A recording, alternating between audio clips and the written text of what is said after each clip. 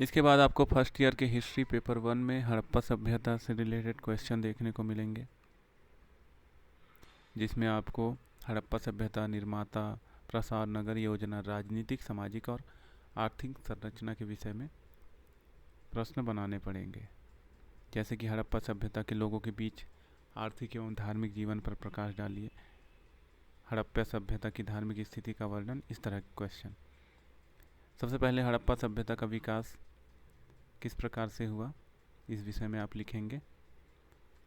फिर हड़प्पा सभ्यता का निर्माता कौन था,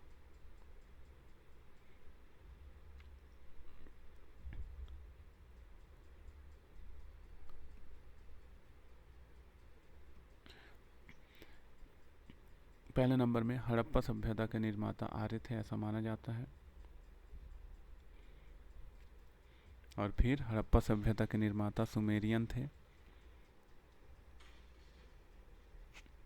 हड़प्पा सभ्यता के निवासी द्रविड़ थे। इनका आर्थिक जीवन कैसा था, जैसे कृषि के क्षेत्र में, पशुपालन के क्षेत्र में, व्यापार, जैसे उस समय मोहनजोदड़ो और हड़प्पा में प्रसिद्ध व्यापारिक केंद्र बनाए गए थे। तौल और नाप के लिए क्या करते थे, सिंधु सभ्यता की कलाएं क्या क्या थी, मिट्टी के बर्तन कैसे होते थे, मोहरें कौन कौन सी इस्तेमाल की जाती थी, मूर्तियाँ, लघु मृंड मूर्तियाँ भी पाई गई हैं, ताम्रपत्र ताम्रपत्र जैसे लगते थे, धातु कला, सिंधु घाटी की लिपि।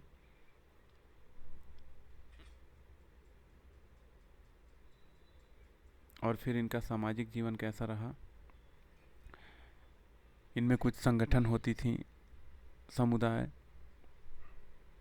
जिसमें समाज वर्ग जैसे विद्वान, योद्धा, प्रशासन के अधिकारी, व्यवसाय के आधार पर 4 वर्गों में विभाजित होते थे समाज। उस दौरान समाज को 4 वर्गों में बांटा गया था, जैसे विद्वानों का एक, जिसमें ज्योतिष, वैद्य, पुरोहित आते थे।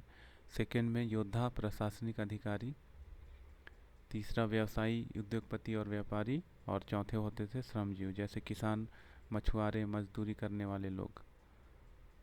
भोजन प्रणाली क्या थी, वेशभूषा और आभूषण कैसे हुआ करते थे, प्रसाधन सामग्री क्या क्या थी, आमोद प्रमोद के साधन क्या थे, औषधियाँ, चिकित्सा क्षेत्र में कौन कौन सी औषधियाँ और क्या क्या सुविधाएं थीं, गृहस्थी के उपकरण क्या क्या थे। और इसके बाद इनका धार्मिक जीवन, जैसे धार्मिक जीवन में मारुति देवी की पूजा, शिव पूजा, योनि पूजा, पशु पूजा, सूर्य पूजा, वृक्ष पूजा, नदी पूजा, अन्य प्रथाएं, मृतक संस्कार इत्यादि।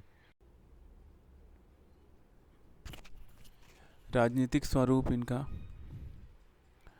मृतक संस्कार के बाद राजनीतिक स्वरूप कैसा था। नगर निर्माण योजना एवं वास्तुकला। नगर योजना में यहाँ पे सुनियोजित ढंग से नगर निर्माण किया गया था।